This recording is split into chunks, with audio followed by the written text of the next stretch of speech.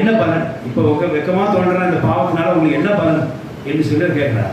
அப்போ என்ன பாருங்க, நம்ம பாவம் சேர்ந்துட்டோம், ஒரு தீங்கு சேர்ந்துட்டோம், ஒரு தீமை சேர்ந்துட்டோம், அந்த இடத்துல வெக்கப்பட்டிருக்காங்க உண்டாது. இப்போ உக்ரகாரன் அந்த எஜமான் உக்ரகாரனுக்கு எல்லா சோதனையும் கொடுத்துருக்கிறார்.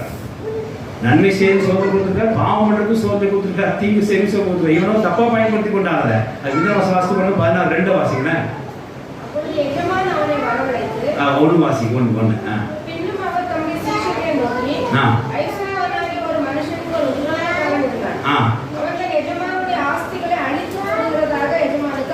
பார்த்தீங்களா, உக்ரகாரன் வேலை அழித்து போடுறதா சேர்க்கிறதா? அப்போ என்ன செய்ய, யார் லிமிட்டோட தாண்டி போயிட்டா, உக்ரகாரன் தாண்டி போயிட்டான். இனி அவர் வந்தார்னா என் வேலையை தூக்கிடுவாரு, எனக்கு வெளியே வேலை செய்ய பலன் இல்லையே, நான் வெக்கப்படுவேனே, நான் ரோட்டில் நிற்கிறமே, காசு இல்லாமல் இருப்பேனே, சாப்பாடு வழியாமல் இருப்பேனே, அப்போ என்ன பண்ணலாம் அப்படின்னு வெக்கப்பட்டிருக்கிற சூழ்நிலையை தான் அங்கே பார்க்க